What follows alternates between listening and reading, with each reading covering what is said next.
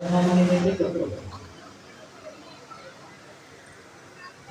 જો માણસ સાચી વિનંતી લઈને આવ્યો તો પછી મારા ઠાકર આંખમાં આવડી પાછો નથી જોવા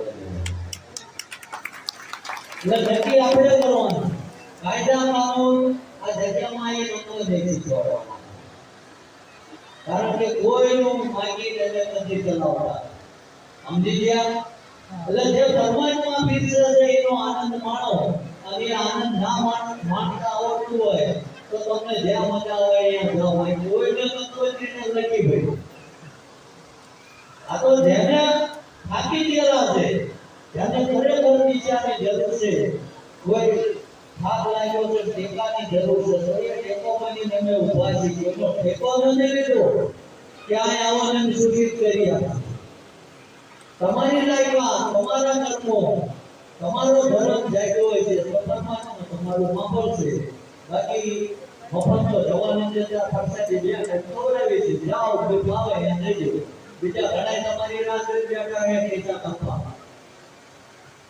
જગતમાં કહેવત છે લોભિયા હોય દુકાના ભૂખ્યા ના મળે અરે ના મળે ઘણી સ્કીમો છે પણ કોઈનો વિરોધ નથી પણ ક્યાં જ તમારી લોકો મેલો કરેલું છે ના કરવું પડશે ચલાવવું પડશે આ ઘણા આવા બેઠા કરીને જાય આવું બધું કર્યું હે ને માયા મોઢામાં ફૂલે ભર્યા હે હા હા આ તમને ના નવરે તો જમીન નવરા નથી કઈ લીધું છે એ ઉપાસ કરો માયા ઉભા થઈ તો સાહેબ હે આરી મજાની સીટ લઈ લીધી છે બોલીને દેતા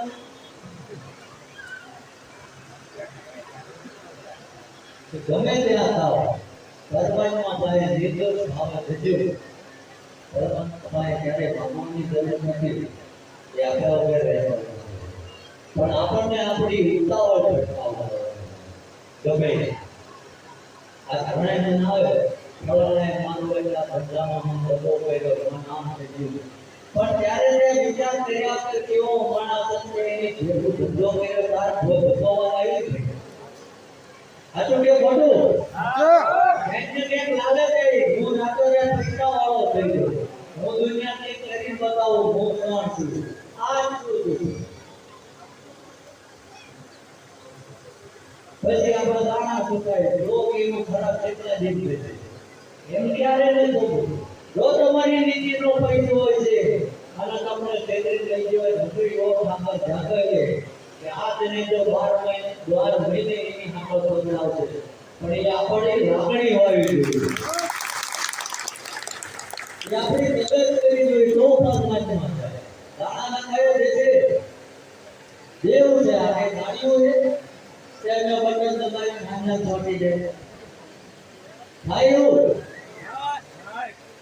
અને કોઈ છતાંય આપણે બધે આવી જગ્યાએ એવી છે ને અમે ક્યારે એવું નથી બધા અમને માનતા જ હોય પછી અમારા વિરોધી હોય કારણ કે કેમ એના મા બાપના મૂળ એવા છે એનામાં એવું લોહી એવું છે તારે એ નબળું બોલે છે બધાથી જોવા નથી હોતા અને અમે હારાજી એવું અનુસાર નથી અમે તો એ પ્રયાસ કર્યો છે પરમાત્માની મરજી છે તારે ચાલશે બાકી આમાં કઈ નફો નુકસાન નથી લોકોના પૈસા કાઢી તમે દર્શન ન કરતા હો આ બોલવા ઘણે બોલે કે આ બાપુ ભર્યા ના એક સિંગલ વ્યક્તિ બતાવજો કે બાપુ એના મળ્યા 100 રૂપિયા કિતાબ નાખ્યા આ માથું ઉતારી ભોળાનાથના સપના નથી એક વ્યક્તિ અને કોઈ કે આ તો બધું આમ છે તો આ રેડીમેડ મંદિર આપેલું 10 જણા તૈયાર થઈને આવજો અને અમે જે કેટલી છે એમને મેં કરજો આપી દેવાનું તમને છે કોઈ નહીં કેટલા વાતું થાય એવા રમાલા હોય ને કોઈ જ્ઞાતિમાં જન્મની ચૂંટ નથી જતા તમારા વિચારો ઉપરથી નક્કી ફેક્ટર કેવા છે એટલે એવા વગર માટે કાંઈ નહીં પગાડવાનો આપણે કૂતરા તો ભયા કરે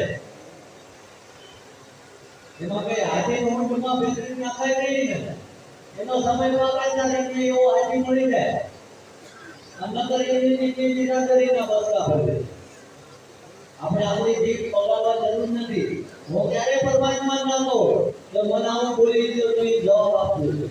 એટલું જ કહેવાનું પરમાત્માને કે ક્યાંય કદાચ એનું પાનાપડીનું કોઈ હોય તો એને સદબુદ્ધિ આપજે. બાકી ત્યાં નક્કી કર્યું છે એવું થવાનું છે. આ બોલેલા શબ્દો એના નથી લાગુ પડતા તો ત્યાં એનું નક્કી અલગ કર્યું. કારણ કે જે કોઈને કદાચ આના વડવાની ભૂલાઈ ગઈ કામદારની અને આ દેવના માધ્યમથી જે આ શબ્દો બોલી ગયો ને તો આ અમે મહેનત કરતા કરતા 82 થી 85,000 લોકોને આરોગ્ય કરી દીધું. કરી દોજો કરી દીધું. ભાઈ છે ભાઈ ગામમાં 5 બાટલીને હલવાથી આપણે જઈએ અને હાથ વડે એમ બે દીધી કોઈ દાવા કોઈ દારૂડિયા એ લખો નથી.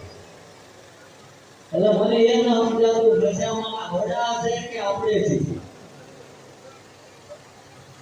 જે નશામાં નથી એ હૈયું કાઢી નાખો બાપુ અંદર હું કરે અને અમારું કામ જ કરતા હોય બધું જોવાનું વ્યવસ્થા. હમણાં તો 4 પ્રમાણમાં જતા રહેશો હજુ આટલું માણસો રાતે આવશે. અમારી એક પ્રકારની વ્યવસ્થા તો કરવાની ને સમજાય. પણ દાદાનો એક મુખ્ય ઉદ્દેશ છે કે અંધશ્રદ્ધામાં ના જાઓ. બને તો તમારા દીકરી દીકરાને ભણાવો. જો તમારામાં શિક્ષણ હશે ને તો તમને કોઈ છેતરી નહીં શકે. બાકી તો બધી પરમાત્માને આધીન છે. સમજાય. આપા એવું ના આવી જતા કે અમે તો હાલો ઝોપડાઓ આયા હતા બાપુ આવું બધું ચાકે તો ઘેર જતા ને જો અંદર બધું બંધ છે.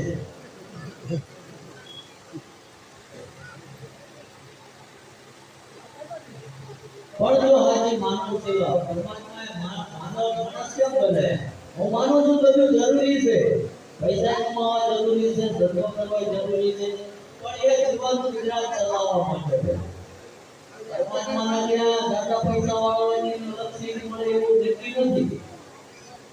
બતાવ્યું કોઈ હું ઉદ્યોગપતિનું નામ નથી દેતો પણ ગમે એવો મિલ માલિક હોય કે મરી ગયો તો એને ભગવાનના દુઃખ લેવા આવ્યા એવું કોઈ સાબિત કર્યું? અને ઘણા યાદ નથી ઉપર દાખલા છે કે ગરીબ પરિસ્થિતિમાં જન્મ્યા હોય અને સ્વર્ગ છે સ્વર્ગ એટલે સ્વર્ગમાં છે.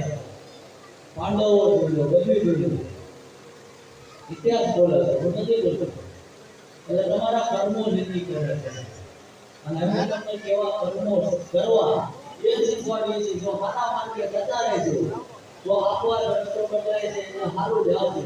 પેલું કહે છે ને ગાંધીનગર જેવી સિટીમાં ગયા હોય તો રસ્તો સારો તો જાડી જ આવે, સારું વાતાવરણ આવે ને આમ કે કતલખાના બાજુ જાવ એવી જ જાવ. એટલે નક્કી આપણે કરવાનું.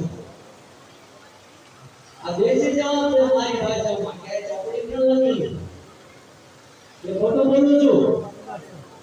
આ બાજુના અવાજ આવતો કાઢું રહેતા લગી કે ભલામણા બોલું. આપણે મારા મગજ ચટકેલો જ હતા. જો તમારી આંખોને રાણા પાડતા હોય તમને વપારવાનો ટાઈમ ના હોય ઓછા કલાકાર સુધી જતો જાય ત્યારે ઉપર પૈસાનો અવસર ન હોય.